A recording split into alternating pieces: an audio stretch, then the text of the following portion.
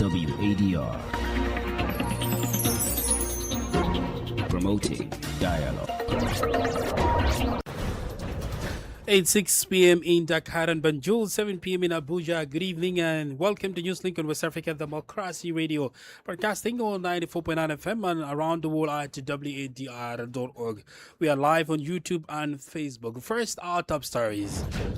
Senegal and Guinea-Bissau signed a 12-month security agreement to combat cross-border threats, including drug trafficking. In the Gambia, opposition UDP forms a new political coalition months before December elections. Well, Rosemary Cates will join us live for updates. A group of opposition political parties and CSOs in Togo calls for former defense minister and 70 other political prisoners. And in Ghana, government seeks an overhaul of public sector payment to tackle salary disparities, allowances, and reoccurring labor unrest. The new framework to strengthen coordination and improve efficiency and management of public sector organizations. Please stay tuned for details of these stories and more. On the news, this is Sankulu Jibril Janko. Thank you for joining our broadcast. Senegal and Guinea-Bissau are stepping up joint border security to combat cross-border security threats, including drug trafficking. The operation involves a 12-month collaboration between the defense and security forces of the two neighboring countries. Francis Boniface has the details.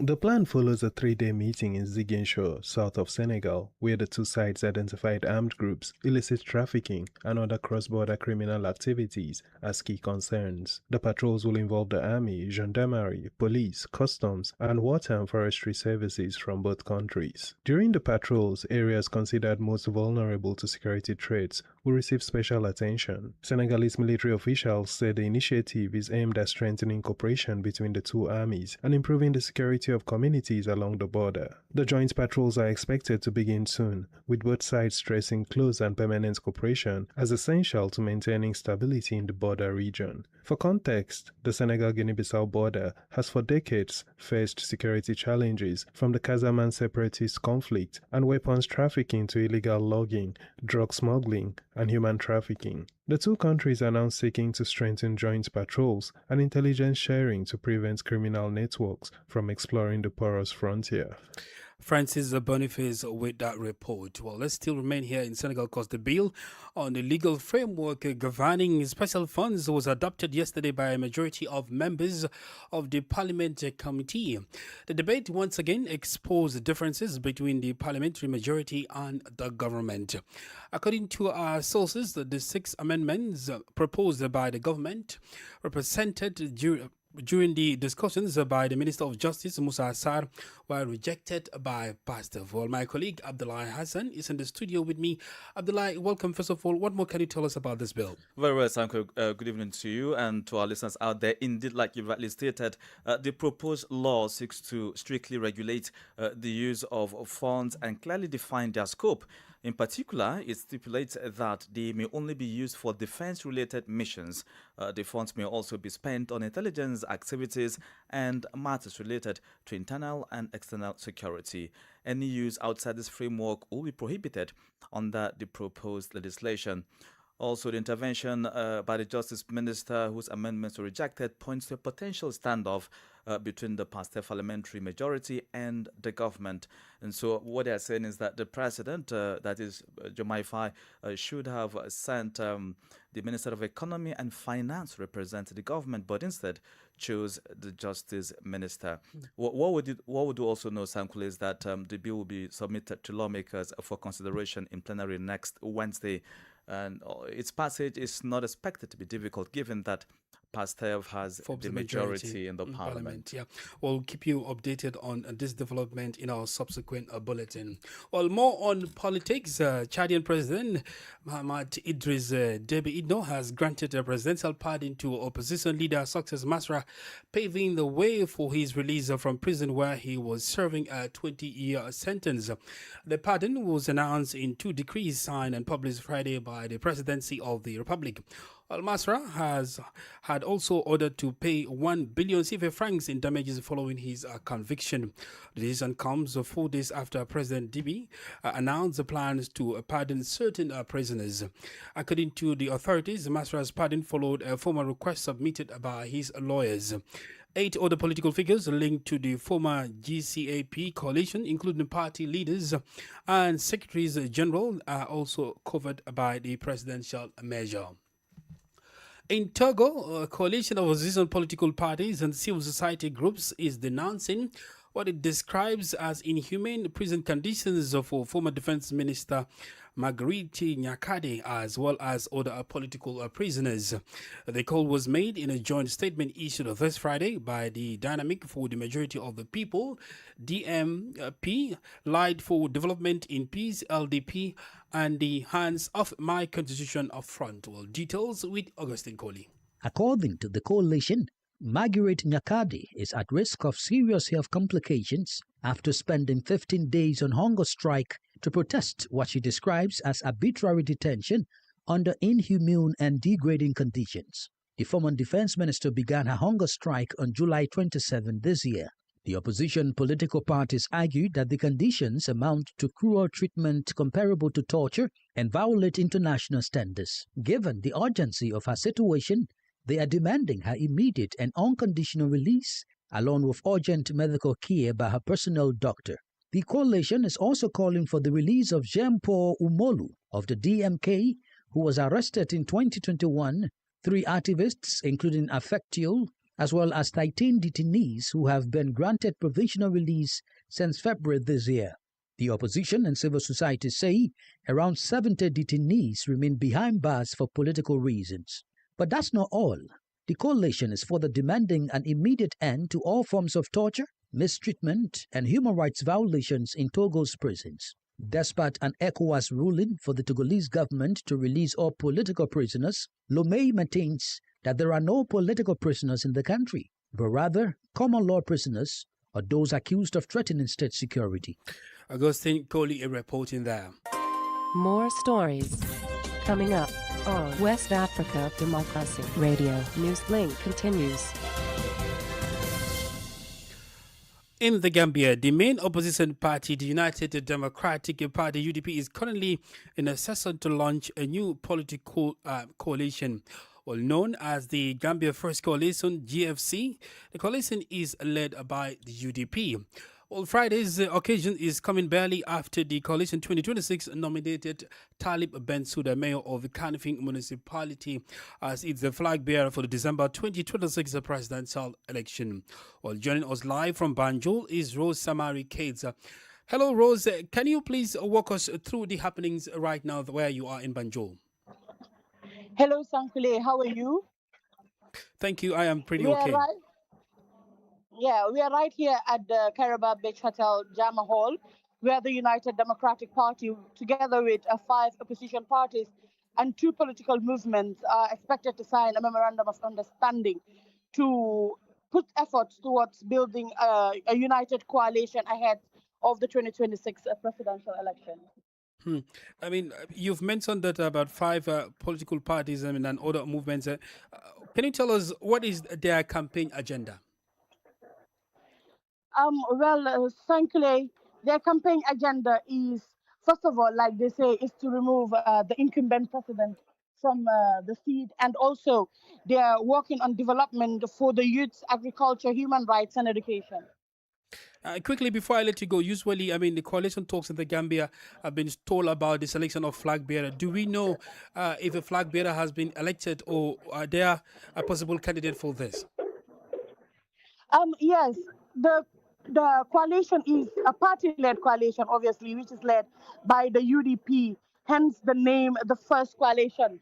You know, so it's led by the UDP, and the flag bearer is Hussein Udabo. All right, Rosemary Kades, thank you very much for that update. We'll keep you also, bring you more updates as developments keeps unfolding in the run-up to elections, in December elections in the Gambia. Now, Africa continues to grapple with the representation rather of women in decision-making processes. Well, as part of efforts to address this situation, the Ellen Johnson Sirleaf Presidential Center for Women and Development is bringing together African leaders, policymakers, and gender advocates in Dakar for this year's Amuje Forum, a platform dedicated to advancing women's political leadership across the continent. All participants are examining the progress made, barriers that persist, and steps needed to ensure that women's leadership becomes the norm. Veronique Njai attended the forum and now reports. For many of the women gathered in Dakar, the conversation is not just about increasing the number of women in leadership, it is about ensuring that the next generation faces fewer barriers than those who came before. Former Liberian president and founder of the Ellen Johnson Sirleaf Presidential Center, Ellen Johnson Sirleaf urged women to rise above the obstacles standing their way. Each and every one of us can be what each and every one of us running was. It takes the ability to rise above the obstacles and to become what you want to be. Namibian President Netumbo Nandi-Ndaitwah, who sent a virtual message, said leadership must improve the lives of citizens while creating more opportunities for future generations of women. The doors that are open for us must remain open. Where there are no doors, we must help create them. Our leadership must make the journey for the women who come after us less difficult and their possibilities greater. The forum calls for governments, political parties and institutions to dismantle barriers to women's leadership. Veronique Njai filed that report. Elsewhere, Guinea's President Mamadou Doumbouya has returned to Conakry, ending 3 weeks of absence that sparked speculation about his whereabouts. The Guinean leader had not been seen in public since leaving the country on 13 February for the African Union Summit in Addis Ababa. Doumbouya landed an hour ago at the Ahmed Sékou Touré International Airport in Conakry, putting the speculation to rest. Authorities had said on Monday that he was in good health and had taken a few days of rest for a routine medical checkup, although it was not immediately clear where he had traveled to. The president was welcomed at the airport by his wife, Laurent Doumbouya, Prime Minister Amadou Huriba, and several military commanders and other officials, while thousands of his supporters lined up on the streets waving the country's flag and cheering as his motorcade moved to the presidential palace. Ghana is moving to overhaul its public sector pay system, with a proposed independent public emoluments commission expected to address the concerns over salary disparities, allowances, and recurring labor unrest. The government and organized labor are meeting to discuss the proposed reforms. For years, disputes over salaries, allowances, and conditions of service have triggered industrial action across Ghana's public sector, sometimes affecting education, healthcare, and other essential services. Well, Alec Bling Awoko in Accra reports. The latest concerns involving the Ghana Association of University Administrators have renewed debate over whether the country's compensation structure needs a major overhaul. GAUA has embarked on industrial action over concerns about allowances and disparities in compensation affecting its members. Government is proposing an independent public emoluments commission to provide a new framework for determining public sector pay. The chief executive of the Fair Wages and Salaries Commission, Dr. George Smith Graham, says the proposed body must address weaknesses in the current system and be shaped through genuine consultation with organized labor. Every difference in compensation must rest on a fair, objective, and transparent and defensible reason. That is where trust begins. Let history record that when Ghana had the opportunity to rethink its public compensation architecture, government and organized labor did not retreat. The Minister for Labour, Jobs and Employment, Dr. Rashid Pelpo, says the reforms must balance fair compensation for workers with the need to maintain fiscal sustainability. The new framework should strengthen coordination and improve efficiency and management of public sector compensation. The Trades Union Congress says workers must also have a strong voice in shaping the new system. Secretary General Joshua Ansah says broad consultation and protection from political interference will be critical to building confidence in the proposed commission. We don't want a new independent commission that somebody will sit somewhere and prescribe solutions for us. We need a homegrown food. The proposed commission could reshape how public sector compensation is determined, with the aim of reducing disputes while promoting fairness, transparency, and value for taxpayers. For WADR, Elikli Mauku, Accra. You're listening to Newslink on West Africa, the Macross Radio 94.9 FM, Dakar, Senegal. That is a reminder of our top stories. Senegal and Guinea-Bissau signed a 12-month security agreement to combat cross-border threats, including drug trafficking. In the Gambia, opposition UDP forms a new political coalition months before the December election. A group of opposition political parties and CSOs in Togo calls for release of former defense minister and 70 other political prisoners. And in Ghana, the government seeks an overhaul of public sector payment system to tackle salary disparities, allowances, and reoccurring labor unrest. Well, still ahead in the news, we have guest interview and sports news. Please stay with us. Bringing you the facts beyond the headlines from Monrovia, Liberia. This is Abraham Parker. Stay tuned to WADR 94.9 FM Dakar.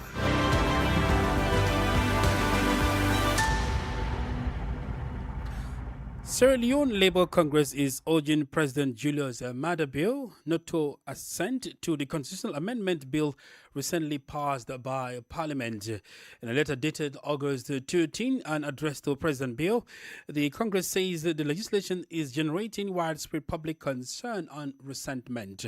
It raises particular concerns over what it describes as Parliament's failure to adequately consider submissions from religious organizations, civil society groups, the Labour Congress, and other stakeholders during the constitutional amendment process.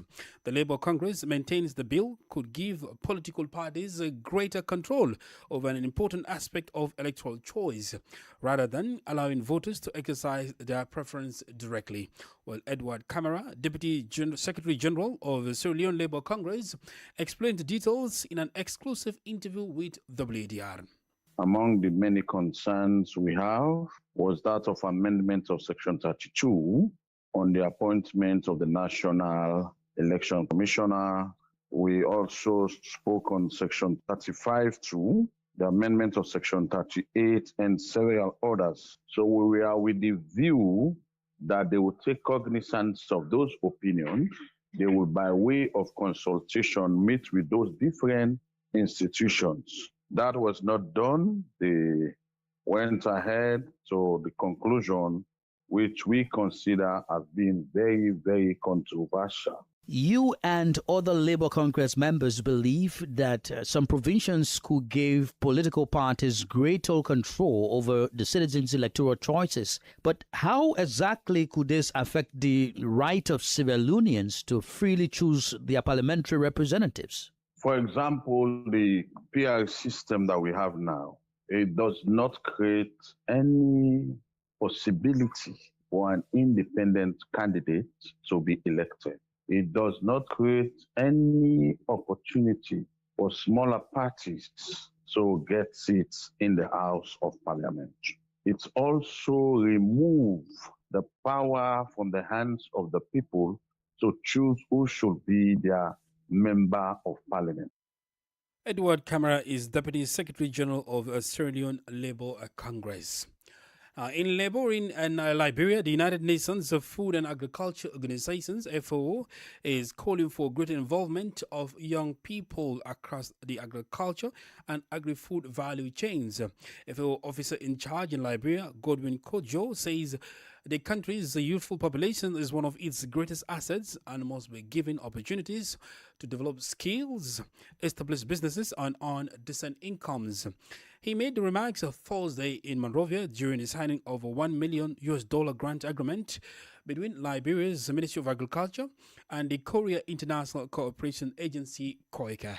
WDR's Monrovia correspondent Abraham Parker reports. The agreement will support the Green Jobs for Youth in Resilient Agro-Food Systems project, which aims to equip rural young people with skills and opportunities in Liberia's rice and cassava value chains. The project will run to 2030, beginning with a pilot phase in Bond County, central region of the country. Godwin Kojo says aquaculture and agro-food systems offer one of the most important avenues for creating employment for Liberia's young population, but cautions that the youth participation must go beyond traditional farming. Almost 3 out of every 4 Liberians are young people. This youthful population is one of Liberia's greatest assets, but it's also present an urgent responsibility. We must create productive opportunity for young Liberians to acquire skills, establish businesses, and earn decent incomes. Agriculture and agri-food system venues for doing so. Kojo urges authorities to position young people throughout the agricultural value chain, including in processing, marketing, transportation, machinery operations, and agribusiness. In this regard, rice is Liberia's principal staple food, leaving a substantial supply gap that is met through import. Liberia's annual per capita rice consumption is estimated. Liberia continues to rely heavily on imported rice to meet domestic demand. Authorities say the $1 million initiative, which is also being implemented in Nigeria and Sierra Leone, is expected to contribute to Liberia's efforts to create jobs, strengthen rice and cassava production, and to build more resilient agro-food systems. For Newslink on WADR, Abraham Parker, Monrovia. Politics, analysis on major news, social matters, and all. This is a guest. Now, women make up roughly half of Africa's population, yet they remain significantly underrepresented in the continent's political leadership. So what continues to stand in the way of women reaching positions of power? And what will it take to change that? Well, at the Amuja Forum in Dakar, organized by the Ellen Johnson Sullivan Presidential Center for Women and Development, WADR spoke with Aminata Touré, former Prime Minister of Senegal, about the role, challenges, and prospects of women's leadership in Africa. It feels good to see such a gathering of powerful women. That reminds us that African women are moving forward and the sky should be the only limit. And we would like to pass that message to the younger women leaders. And we are going to talk about so many issues, violence in politics, how we have to work to get more financing for women who want to be elected, how we should partner with feminist men. All these issues are very important and we can share our experiences. What are the major challenges that you feel that women are facing when it comes to politics itself? That's the mindset. This is a patriarchal society when I talk about the universal society, because all societies are patriarchal. So we are swimming against the tide. We have to work against stereotypes. We have to juggle between our professional, family, and political lives, because these are different lives altogether. And all the challenges are there, but we're moving forward. We're seeing progress, but we have to accelerate the pace and we have to strategize maybe better. I dream of an alliance between young people and women, which form 80% of the electorate. So together we would win any election. And that's the most discriminated groups actually in Africa, if you look at it. Let's look at the issue of politics of the money, because most of the time when we talk about women in politics, something comes up, which is politics is expensive and a lot of time women cannot afford it. What would you suggest should be done to ensure that women have access to political roles if they should occupy them? But let me tell you, that's the challenge for all politicians, not only women, to get clean money. But I must say that women are more shy when it comes to, fundraising. They're very proud about it. So we have to have also a mechanism. Here in Senegal, we are talking about financing political parties. Maybe within the provision of that law, we should have a special provision for women in politics, for instance. But, we have to find the right strategies, grassroots fund mobilizations, and so on. Well, two presidents were sitting in the room. They made it. So it's feasible. It's doable. Let's also focus a bit on the fact that women are mostly used as mobilizers. What should be done to change this? Well, I mean, they have to be daring. That's my key word. They have to have the courage to lead. I mean, then we need to work with young ladies to make them courageous, because the environment is tough. I mean, with social network, the attacks, the verbal attacks, the violence, where we have to help them find a strategy, because it's all about coping. The political parties are not going to transform themselves overnight. So it's about self-confidence. It's about networking within women and an alliance with young people. Some women made it. It means it's doable, it's feasible. Also, the issue is gender quotas. You did say that, yes, Senegal is fortunate, but in a lot of countries in the sub-region, we see that there's a lot of clamoring to ensure that women have reserved seats, women have access to power. What do you think are the major reasons that are impeding the progress when it comes to ensuring that women have seats reserved for them? If I come back to the case of Senegal, it was a long struggle. It requires fighting, it requires networking, it requires leadership. But as I said, we did it. So there is no magic bullet to this. You just have to work. You just have to make sure that women are in the electoral list, that they are candidate, that they have a critical number, in the parliament to change the laws. But I think we should take up the issue to the African Union and make it mandatory for countries who have signed the charter saying that everybody's equal, men or women, and then start the work with countries so they can comply to a resolution that would be taken by the African Union. I think that's the way to fasten the process. That was Aminata Touré, former Prime Minister of Senegal. Well, in sports, Super Falcons of Nigeria won't be at the 2027 World Cup. That's because the defending Women's Africa Cup of Nations AFCON champions fell to South Africa in the continent's playoff for the tournament. Nigeria lost to Cameroon in the quarterfinals of the 2026 AFCON and got a lifeline via the playoff. However, on Thursday, it was South Africa who had the better of their opponents, defeating the perennial champions 2-1 to get one of the continent's tickets to intercontinental playoffs. While earlier, Ghana kept alive their dream of playing at the 2027 World Cup with a crucial win over Cote d'Ivoire on Thursday. Meanwhile, Cameroon will face giant killers Malawi in the final of the WAFCON after defeating host Morocco 3-1 on penalties following a 0-0 draw after extra time. In other news, basketball to be specific, Mali and Nigeria have reached the semi-finals of the 2026 FIBA Afro-Basket Women's Under-18 Championship in Abidjan, Cote d'Ivoire. Defending champions, the Mali crossed Kenya 93-22, while Nigeria defeated Cameroon 75-45 to secure their places in the last four. We've come to the end of this edition of Newslink on West Africa Democracy Radio, broadcasting from Dakar, Senegal. Thank you for listening, and many thanks to Mustafa Sek and Maudou Diouf for the technical assistance. Do interact with us via our social media platforms, including X, Instagram, and Facebook at WATR English. I am Sankuli Jibril Janko. Good evening. We thank you for listening to Newslink in Nigeria on Love FM Abuja and Darling FM Owerri. In the Gambia on Hot FM Banjul, Hilltop FM and Veritas Radio in Serekunda. Thank you for listening on Alternative Youth Radio Lofa County, Liberia, Radio Kegaman in Nimba County, and DCN Radio Riverses County.